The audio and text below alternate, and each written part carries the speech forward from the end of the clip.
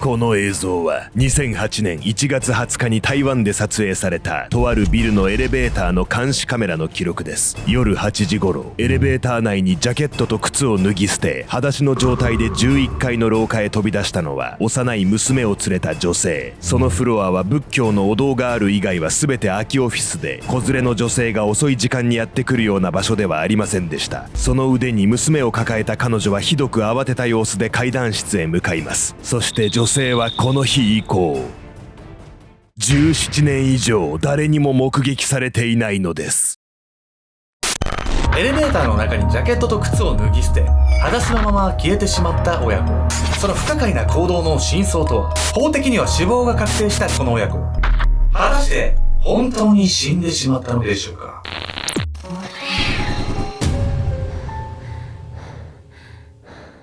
おそすけんちゃんです。宮美子です。みこさん、僕ね、最近ね、5回ぐらい見てるんですけど、またイテウォンクラス見てる。忘れてるわよ、みんなイテウォンクラスが何かを。やっぱイテウォンクラスだなと。韓国ドラマっていっぱいあるじゃないですか。愛の不時着とかさ。冬のそなたとか。ね、古いわ。やっぱね、パクセロイがかっこいいし、ツアーが美人すぎるし、磯がね、もうすごい。ビジネス的にも見れるし、恋愛も入ってるし、ぜひね、皆さん、この冬はイテウォンクラスで。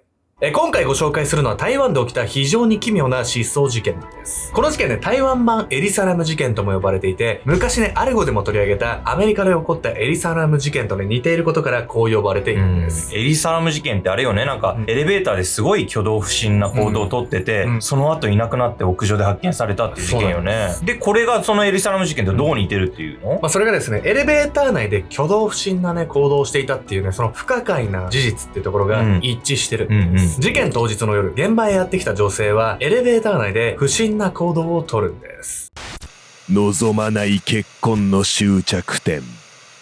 2008年1月20日、台湾彰化県員林鎮。夜8時頃、マンションと商業施設の複合ビル員林財系ビルの前に1台のスクーターが止まりました。赤いジャケット姿でスクーターにまたがっていたのは劉フイジュンという37歳の女性。彼女は4歳の娘を連れていました。スクーターをビルの入り口付近に雑に止めると、娘の手を引きビルの中へ歩みを進めていく劉。彼女はスクーターの鍵さえも差しっぱなしの状態でひどく慌てている様子でした。こんばんは。こんな時間にどうされました？劉の顔に見覚えがなく、またその振る舞いに不自然さを感じた管理人はすぐに彼女に声をかけました。友達に会いに来たんです。劉はそうとだけ答え、足早にエレベーターホールへ。その後ろ姿を見送りながら、管理人はそこはかとない違和感を覚えていたのです。それは劉が友人に会いに来たにしてはあまりに暗い顔をしていたから。それも当然のこと。本当は劉には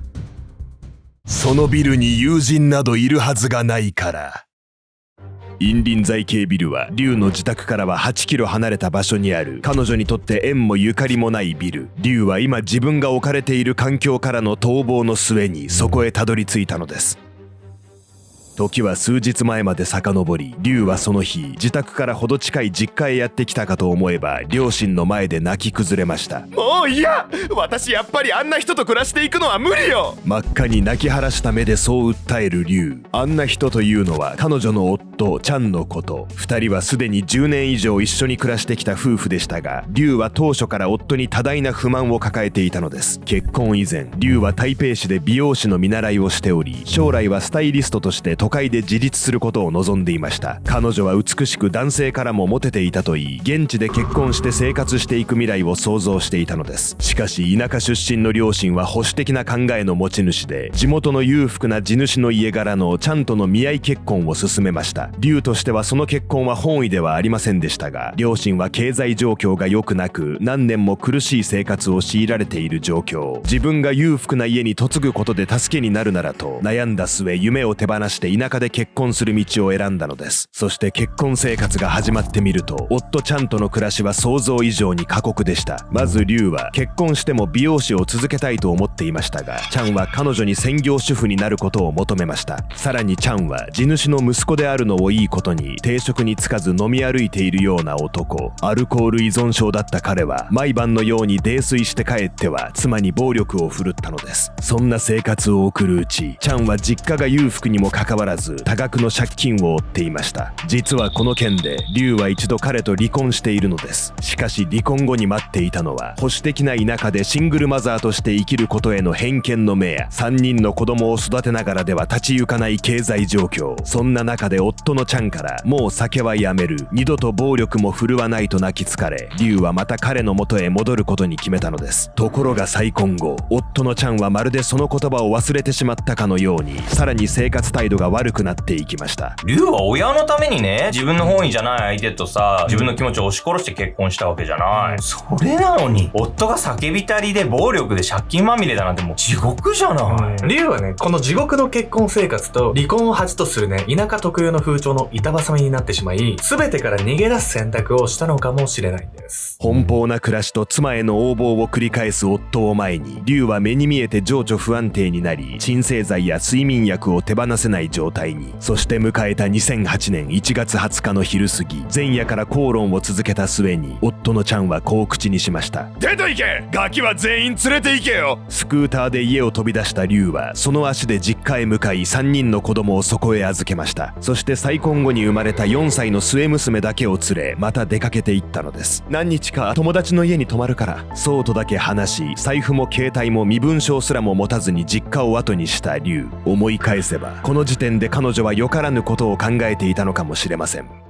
いや、友達の家に何泊か泊まるって言ってさ、携帯と財布持ってかないって明らかにおかしいでしょ。一体何考えてんのよ。どういうつもりだったのかは彼女自身にしかわからないんです。この後例のビルを訪れた理由は、そこでさらに奇妙な行動をとるんです。落とし物。2008年1月20日の夜8時頃、龍は自宅から8キロの距離を走り、インリン財系ビルへやってきました。ロビーで管理人に友達に会いに来たと伝えた後、エレベーターに乗った彼女は迷わず最上階の11階のボタンを押します。そしてエレベーターの扉が閉まったと思いきや、龍は多くの人にとって理解の及ばない行動に出るのです。突然、着ていた赤いジャケットをエレベーターの床に脱ぎ捨てた龍。同じように娘のピンクのジャケットも脱がすと、彼女はそれもまた床へ置きました。さらに自分の靴を脱ぎ、娘の靴も脱がしたかと思うと、裸足になった娘を抱き上げます。その後は11階へ着くまで、エレベーター内の鏡や操作パネルなど辺りをキョロキョロと見回し、どこか落ち着かないそわそわとした様子を覗かせていました。そして11階へたどり着いた時、龍はジャケットも靴もエレベーター内に残したまま、裸足でフロアへ駆け出したのです。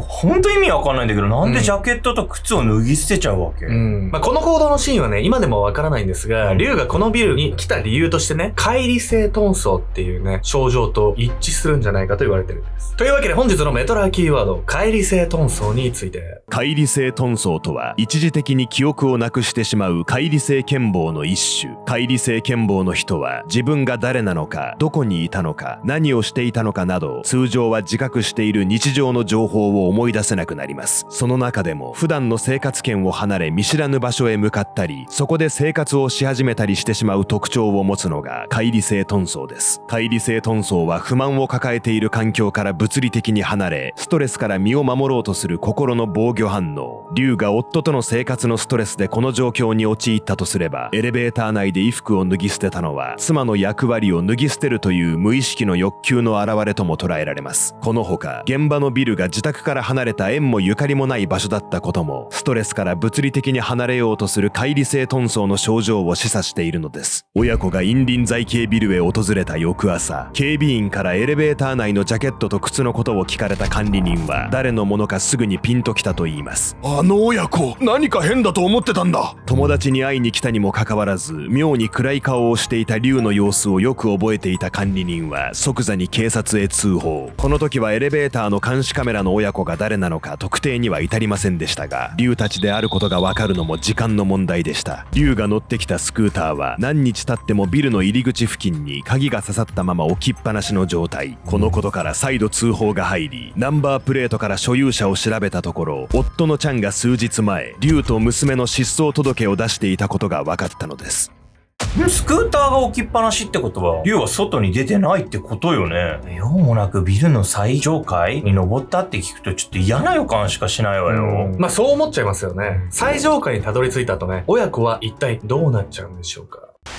どこにもいない。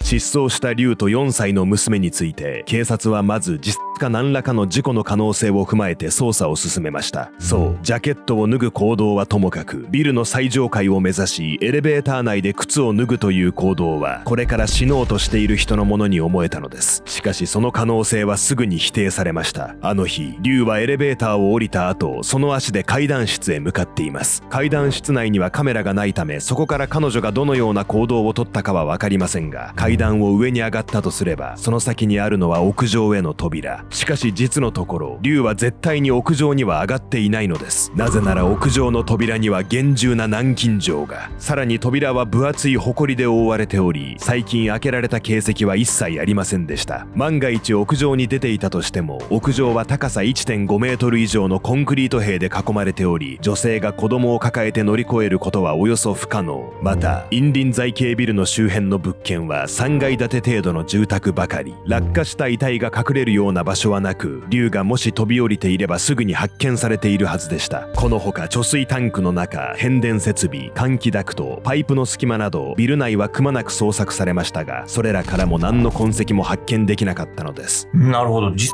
の線はないっていうことはさ、親子はもうビルから立ち去ってるの？実はね、そうとも言い切れないから警察は頭を悩ませているんです。警察はリュウとその娘についてビル内の全ての住人とテナントへの聞き込みを実施。すると親子に会ったのは一言会話を交わしたビルの管理人が最後で、その後の目撃情報はありませんでした。そうすると親子は11階へ上がった後、誰にも目撃されることなくビルを脱出したことになります。しかしなんと自殺や事故死だけでなく、親子がビルを脱出した可能性までもが捜査によって否定されてしまうのです。決め手となったのはビル内に合計13カ所設置されている監視カメラ。それらは主要な出入り口を全てカバーしているのですが、そのカメラ映像によればあの後親子は一度も出入り口を通っていないのです。車の中に身を隠し、ビルの地下2階にある駐車場から脱出した可能性も考えられました。しかし監視カメラ映像では、親子がビルに入ってから警察が到着するまで駐車場から出て行った車は1台もなく、この説も否定されることに。残りはビル内で1カ所だけ監視カメラに映らず屋外に出られる抜け道があるのですが、そこからリュウが出たとするのもまた無理のある話でした。その唯一の抜け道とは、地下2階の自動車用エレベーター脇から伸びている避難はしご。そのはしごを登っていけば監視カメラのない空調機械室を経て地上への出口があります。しかしそのようなビルの関係者しか知り得ないルートをビルに縁もゆかりもないリュウが果たして知っているでしょうか。そしてはしごを登った先で地上に出るには、マンホールのような金属の重い蓋を持ち上げねばならず、4歳の子供を連れた女性には不可能に思えます。極めつけにはしごの先の出入り口にも長年の埃が積もっており、最近開けられた形跡はなかったのです。何、親子は実したわけでもなければビルから出てったわけでもないってこと？でもビル内はくまなく探したって言ってたし、じゃあどこにいんのよ？実はビルの中に警察がね、今でも探せてないところがあったんです。先ほども説明したように、警察はビルの住人全員とその他テナントにも全て聞き込みを行いました。ただそれは聞き込みを行っただけの話。実は警察はそれぞれの家の中までは調べていないのです。当時の捜査において、リュウはあくまで家出扱いだったため令状が下りず、強制的な家宅捜索は実施できませんでした。もしかするとリュウは今もビルに住む何者かの自宅にかくまわれているのかもしれません。あるいはビル内で何者かに殺害され、その人物が遺体を隠蔽しているという説も。ともあれ当時の捜査において、リュウとその娘の行方は一切わからないまま事件は迷宮入り。2013年にはアメリカでこの事件とよく似たエリサ・ラム事件が注目され、この事件も再捜査の運びとなりましたが、依然として捜査に進展はありませんでした。事件から15年後の2023年の暮れには、不運なことに夫のチャンが自宅の貯水タンクの修理中に屋上から転落して死亡。同年失踪していたリュウと娘についても死亡宣告が行われ、事件は遺体も見つからないまま終結を迎えました。これは失踪から10年以上経っても、リュウの銀行口座や健康保険の記録、娘の就学記録に動きがなく、生きている可能性は低いとされたためでした。ただ銀行口座や健康保険を一切使っていないことや、娘が学校に通っていないことは必ずしも本人が亡くなっていることとイコールではありません。2020年にはくしくも同じ台湾彰化県で、夫に親権を取られたくないあまりマンションの一室で母母親が娘を12年も監禁していた別の事件が発覚。当時11歳だった娘は23歳になっており、栄養失調状態で保護されたといいます。こうした事件を耳にすると、龍とその娘もひょっとするとどこか人目につかない場所に潜んでいたりするのではと考えさせられます。両親に友達の家に泊まってくるといい、ビルの管理人に友達に会いに来たと告げ失踪した龍。彼女の言う友達は実在した可能性も。失踪した親子はすでに亡くなっているのか、それともどこかで生きているのか。あなたはどちらだと思いますか？